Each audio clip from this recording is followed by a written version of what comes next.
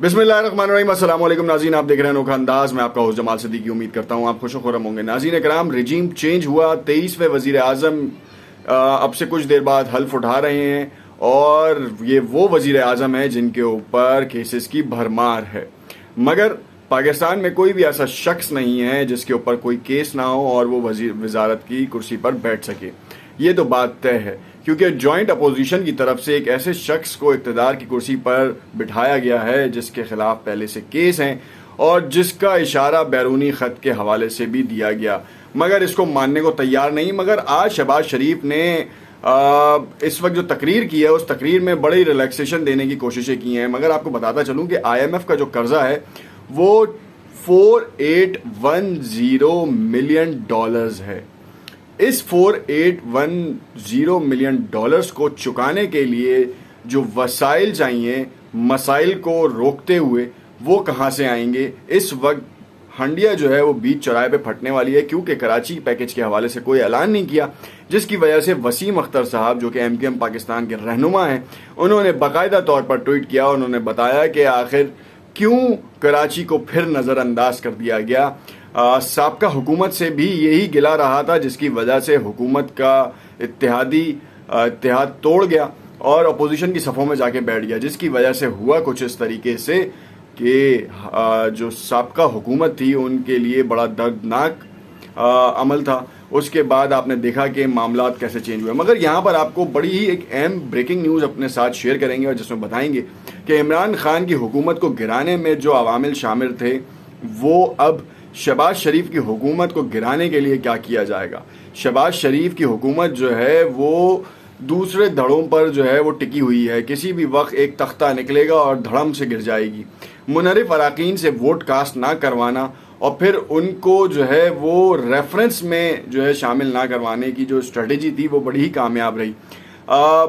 इस वक्त जब ऐवान की कार्रवाई शुरू हुई तो उस वक्त हुकूमती अराकीन भी मौजूद थे, मगर उन्होंने बॉयकॉट किया और बॉयकॉट करने के बाद इस्तीफ़ा देने का ऐलान किया और कहा कि हम चले जाते हैं, तो वो वॉकआउट कर गए।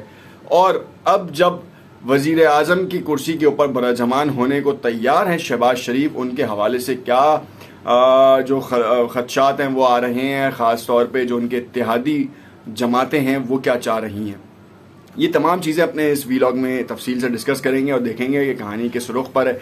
उससे कबल आपसे इल्तमास करते हैं कि अगर आप नए हैं, चैनल को सब्सक्राइब नहीं किया तो उसे ज़रूर सब्सक्राइब कर लें और आने वाली वीडियोस की नोटिफिकेशंस के लिए बेल के आइकन को ज़रूर प्रेस कर दें।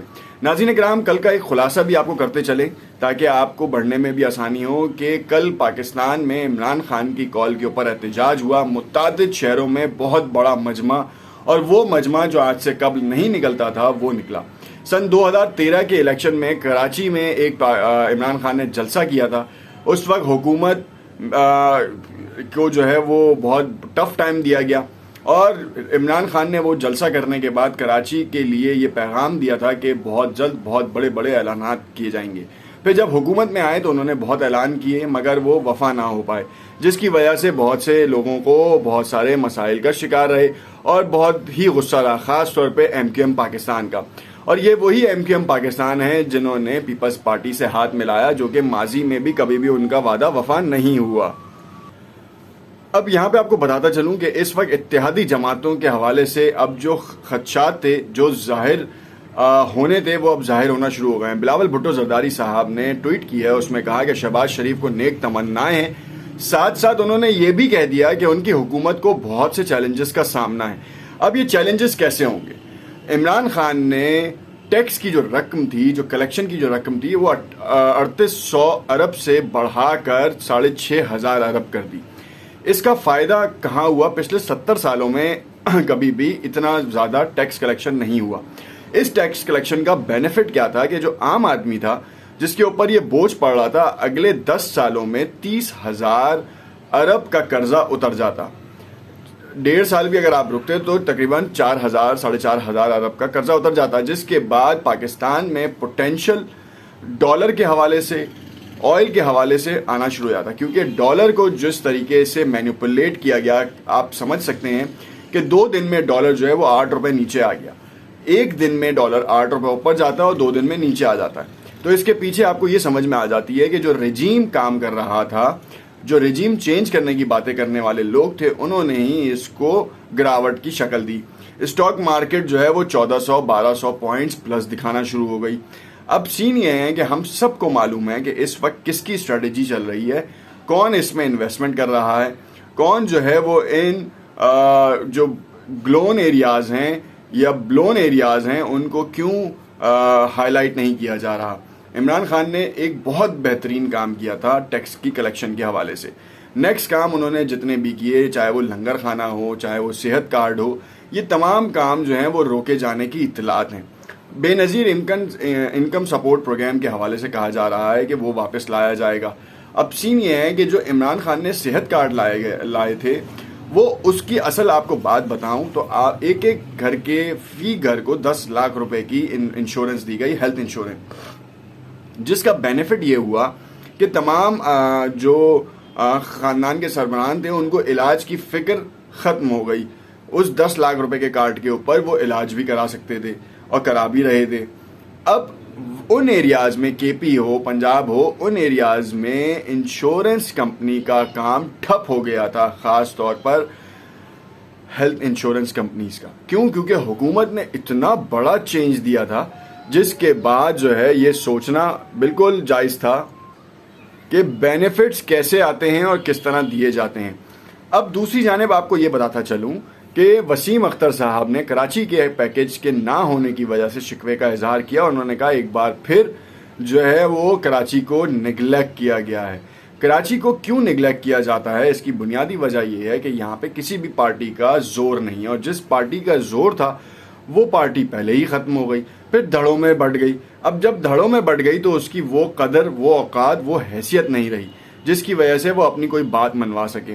माजी में भी हमने देखा जब वो कदर में थे या औकात में थे तो भी उन्होंने कोई इस तरीके का काम नहीं किया जिससे कराची की आवाम सुख का सांस ले।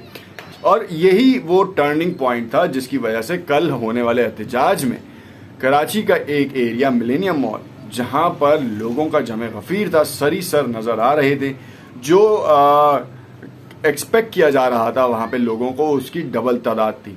अगर जो लोग कराची में रहते हैं और उनको पता है कि अस्करी से लेके लकी वन तक जो कल ट्रैफिक जैम था वो सिर्फ एक आदमी पे था, रैलियों की वजह से था या फिर कोई और बात थी, ट्रैफिक जो नॉर्मली जाम, कल मिलेनियम मॉल की सीढ़ियों तक के ऊपर जो हैं वो शॉपिंग के लिए लोग नहीं थे, वहाँ तक क्राउड था।